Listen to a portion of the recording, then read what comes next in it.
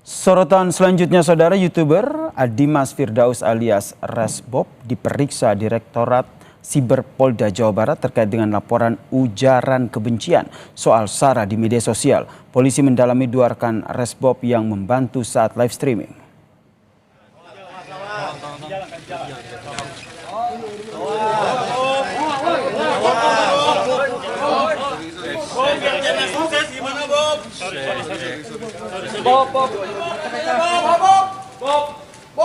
Resbob tiba di gedung Direktorat Siber Polda Jabar malam tadi, saudara.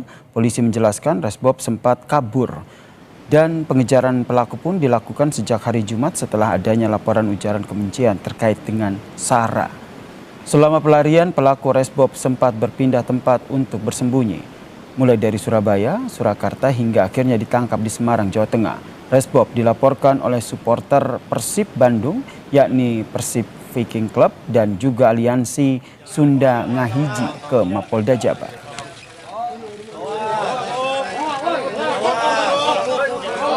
Konten videonya pada saat streamer di YouTube itu mengucapkan, menyebutkan atau menghina salah satu suku yang ada di Indonesia.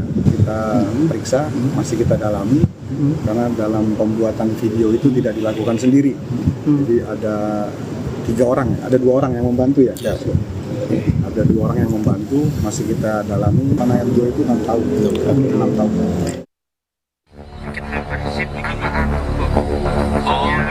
Mohon maaf, dunia akhirat, lahir batin yang setulus-tulusnya dan yang sebesar-besarnya, semua warga keturunan orang Sunda dimanapun berada. Dan saya janji tidak akan pernah mengulangi hal yang sama lagi.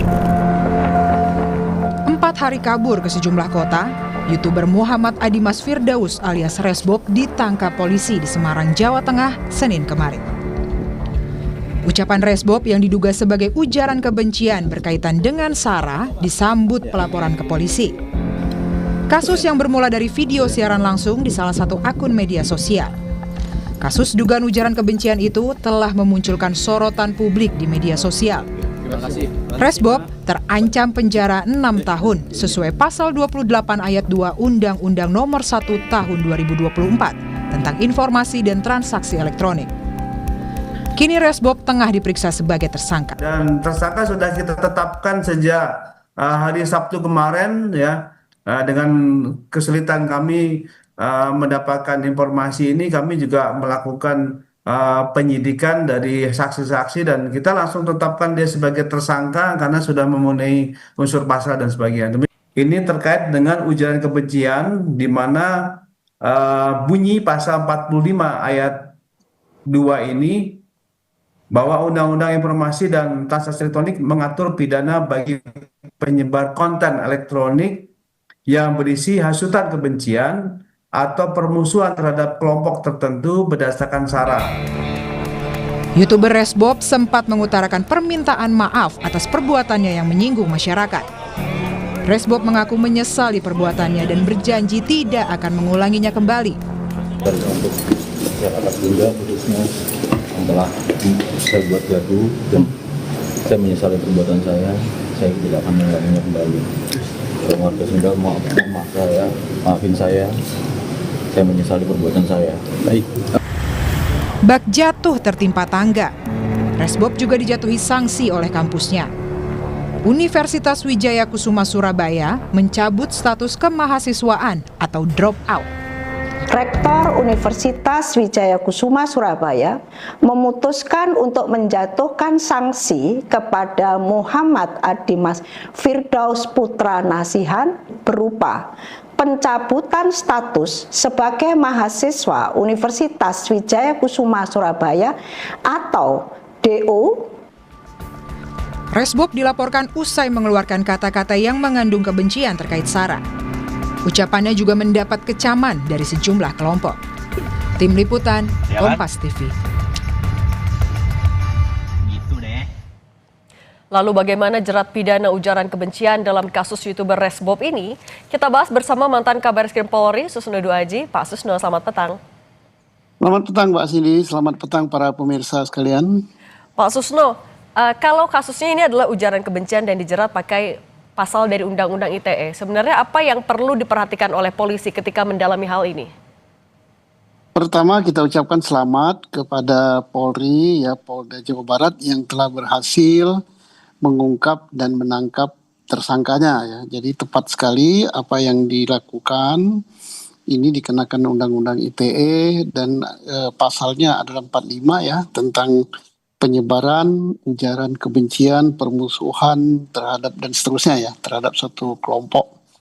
Ini sudah tepat, ancaman hukumannya ya cukup lama, 6 tahun ya. Kemudian ini suatu kasus yang sangat bagus sebagai pelajaran untuk semua orang, siapapun yang suka bermain di media sosial ya, baik di YouTube maupun di Facebook, Instagram, dan di X gitu. Ini sangat bagus bahwa kita boleh bebas menyampaikan pendapat, bebas memberikan sesuatu ya di media sosial, tapi janganlah melakukan suatu hal-hal yang mengarah kepada tindak pidana. Kalau ini jelas tindak pidana ya. Tapi Pak Susno, menghina.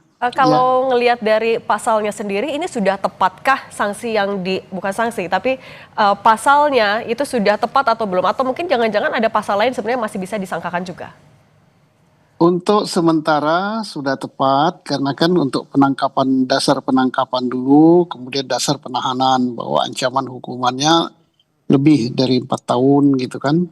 Dan nanti tentunya akan berkembang dalam pemeriksaan, karena yang diperiksa kemarin mungkin baru saksi dan alat buktinya baru berupa rekaman elektronik terhadap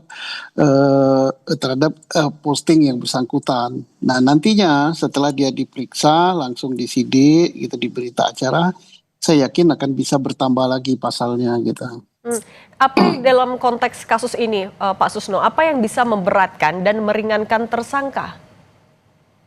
Yang bisa memberatkan yaitu bahwa tersangka dalam hal ini telah melakukan suatu ujaran kebencian yang dapat memancing suatu kericuhan, kemarahan daripada suatu kaum atau suatu kelompok, ya jelas. Kemudian bisa memberatkan, mestinya yang bersangkutan tahu bahwa akibat daripada postingannya itu akan merendahkan martabat daripada suatu kelompok atau suatu kaum, dan bisa juga mendatangkan suatu permusuhan. Itu jelas memberatkan. Yang berikut lagi memberatkan dia, bahwa dia mestinya bisa berpikir, karena dia adalah seorang mahasiswa gitu yang cukup terpelajar gitu. Mestinya dia tahu jangan sampai hanya untuk tujuan tertentu, misalnya mencari follower, kemudian membuat sesuatu postingan yang menarik perhatian, tapi bukan hanya menarik ini, tapi menimbulkan kemarahan.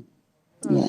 Kalau untuk rekannya yang disebut membantu produksi juga, itu akan bisa dijerat pasal dan bahkan jadi tersangka juga nggak Pak Susno?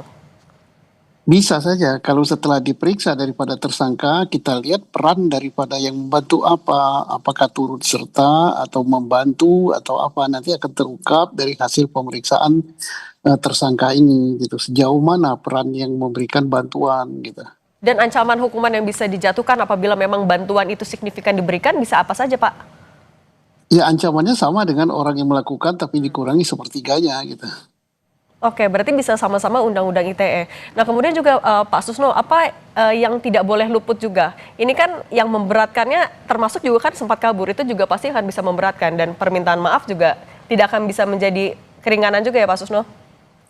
Jelas, karena dia kabur berarti dia menghindar dari tanggung jawab, itu hal yang memberatkan ya. Beda dengan dia langsung begitu peristiwa dia menyerahkan diri, menyesali, itu lain. Kalau sekarang tertangkap dulu, setelah kabur, bersembunyi, baru minta maaf. Permintaan maaf tidak menghapuskan tindak pidana begitu.